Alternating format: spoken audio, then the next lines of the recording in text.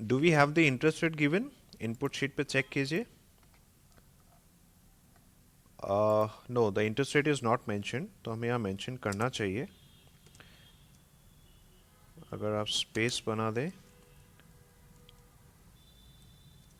Rate of interest on working capital. Okay, so what is the interest rate? चलिए management inputs पर देखते हैं. For the interest part, negotiations with the bank suggest interest rates as follows. Nature of loan, cash credit, जो हमारा working capital loan रहेगा, that is इसके लिए दो percentages given है, interest rates given है, that is 10.9 and 11.25. So इसके लिए दो criteria है. 11.25% will be applicable if the CC, that is collateral coverage, is greater than 40%. And अगर कोलेटरल कवरेज 60% से ज़्यादा होता है तो इंटरेस्ट रेट विल बी 10.9%. अब ये कोलेटरल कवरेज का मतलब क्या है? देखिए, कोलेटरल का मतलब होता है जो सिक्योरिटी आप बैंक को प्रोवाइड कर रहे हैं, जो भी प्रॉपर्टी या कोई भी फ्लैट वॉटेवर, जो भी सिक्योरिटी आप बैंक को प्रोवाइड कर रहे हैं for the safety as a backup, कि बाय चांस अगर किसी भी कारण से ये लोन रिपे नहीं हो पाता है तो बैंक के पास वो सिक्योरिटी अवेलेबल रहेगी to realise it, to liquidate it, वो उसको बेच करके अपना पैसा रियलाइज कर सकता है. ठीक है, so that is called collateral. अभी तो अब ये यहाँ पे कोलेटरल कवरेज 40% और 60% इस तरह से क्यों है, एंड इस इंटरेस्ट रेट्स क्यों वेराई कर रहे हैं? ऑब्वियस सी बात है कि कोलेटरल कवरेज अगर हम ज़्यादा देते हैं बैंक को, अगर ज़्यादा सिक्योरिटी प्रोवाइड कर रहे हैं, तो उस केस में बैंक के पास ज़्यादा कंफर्ट है, तो बैंक थोड़ा सा आपको लीनियंट होकर थोड़ा सा इंटरेस्ट में कंसेशन दे सकता है. ठीक है, बिकॉज उस केस में बैंक का रिस्क थोड़ा कम हो जाता है. एंड अगर आप बैंक को कम कोलेटरल देंगे तो उस केस में बैंक का रिस्क ज़्यादा है, तो अगर रिस्क ज़्यादा होगा तो बैंक को फिर उस केस में रिटर्न भी ज़्यादा चाहिए. ठीक है, तो सिंपल सी बात है, अगर यहाँ कोलेटरल कवरेज अगर आप सिर्फ 40% या 50% या एनीथिंग लेस देन 60% दे रहे हैं तो बैंक हमें ये रेट ऑफर कर रहा है. एंड अगर हम बैंक को 60% से ज़्यादा का कोलेटरल देते हैं तो बैंक हमें एक चीपर इंटरेस्ट रेट ऑफर कर रहा है. ठीक है, तो अब हम कैसे चेक करें कि हमारा कोलेटरल कवरेज कितना है? तो चलते हैं हमारा सिक्योरिटी पार्ट पर जो टर्म लोन के साथ गिवन है. यहां पर देखिए, सिक्योरिटी में यहां पर हमने बहुत सारी सिक्योरिटी दी हुई है. ठीक है, बट ये जो इनिशियल जो भी सिक्योरिटी आप देख रहे हैं ये सभी तो प्राइमरी सिक्योरिटीज है. अब सिक्योरिटी दो टाइप की होती है, प्राइमरी एंड सेकेंडरी. ठीक है, तो प्राइमरी सिक्योरिटी मतलब आपने बैंक से लोन लेकर आप जो भी चीजें खरीदोगे वो सब हो गया प्राइमरी सिक्योरिटी. ठीक है, तो प्राइमरी सिक्योरिटी तो बैंक को वैसे भी ही मिलनी ही है. सो प्राइमरी सिक्योरिटी इसलिए बोला जाता है बिकॉज दैट इज प्राइमरी. अगर कोई भी लोन में डिफॉल्ट होता है तो वो चीजें जो आपने बैंक के पैसे से ली है वो तो ऑब्वियसली बैंक उनको तो जब्त करेगा ही, उसमें कोई डाउट ही नहीं है. तो प्राइमरी सिक्योरिटी तो बैंक के पास ही जानी है. सो बट उसके अलावा as a secondary security, as a collateral भी आपको कुछ एडिशनली भी प्रोवाइड करना पड़ता है. कि अगर उन प्राइमरी सिक्योरिटी लिक्विडेट करने के बाद भी अगर बैंक का पूरा पैसा रिकवर नहीं होता है तो फिर बैंक क्या करेगा, फिर कोलेटरल को सेकेंडरी सिक्योरिटी को भी लिक्विडेट कर सकता है, बाजार में बेच सकता है अपने पैसे रिकवर करने के लिए.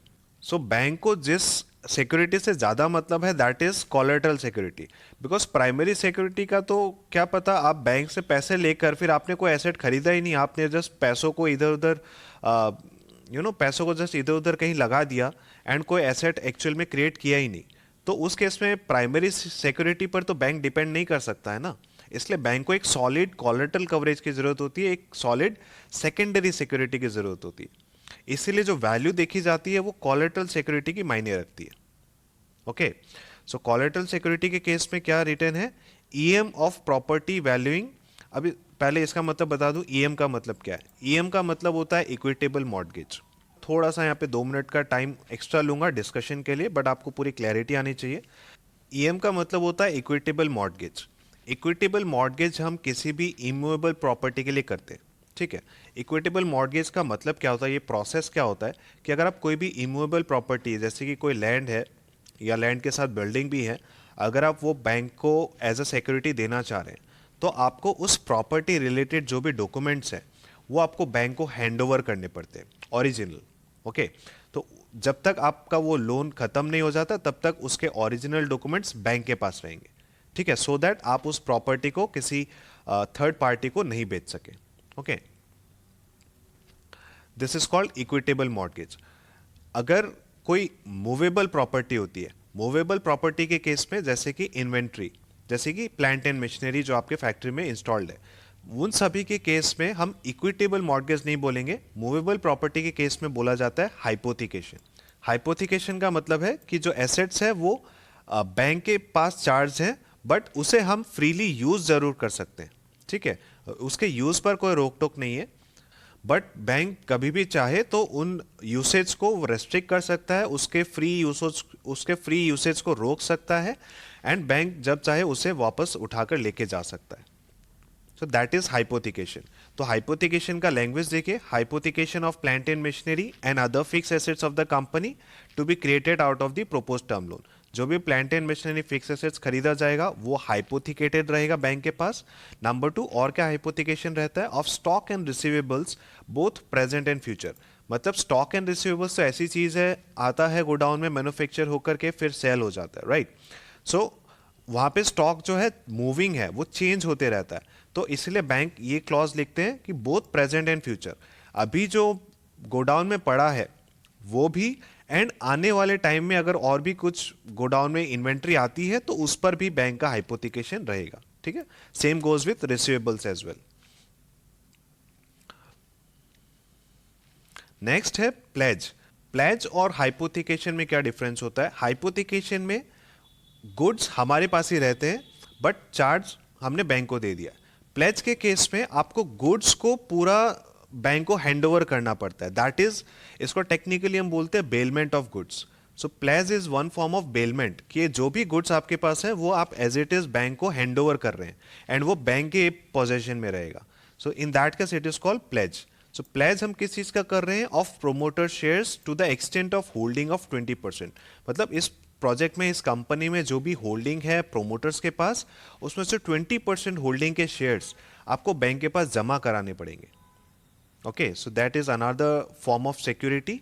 And lastly collateral security. यहाँ पे हम ईएम इसलिए लिख रहे हैं बिकॉज जो हम प्रॉपर्टी हैंडओवर करेंगे, जो हम प्रॉपर्टी सिक्योर्ड, जो सिक्योरिटी हम ऑफर करेंगे बैंक को, that is in the form of immovable property. तो इमूवेबल प्रॉपर्टीज के केस में हम जो सिक्योरिटी क्रिएट करते हैं that is called mortgage. Fine. तो अब हमारे लिए जो रेलेवेंट था यहाँ पर कि हमारा कोलैटरल कवरेज है वो 60% से ऊपर है या 60% से नीचे है बट 40% से ऊपर है। तो वो चेक करने के लिए आप इसकी वैल्यू देखिए, यहाँ पे रिटर्न है INR 150 करोड़, मतलब 150 करोड़ की वैल्यूएशन है हमारी प्रॉपर्टी की।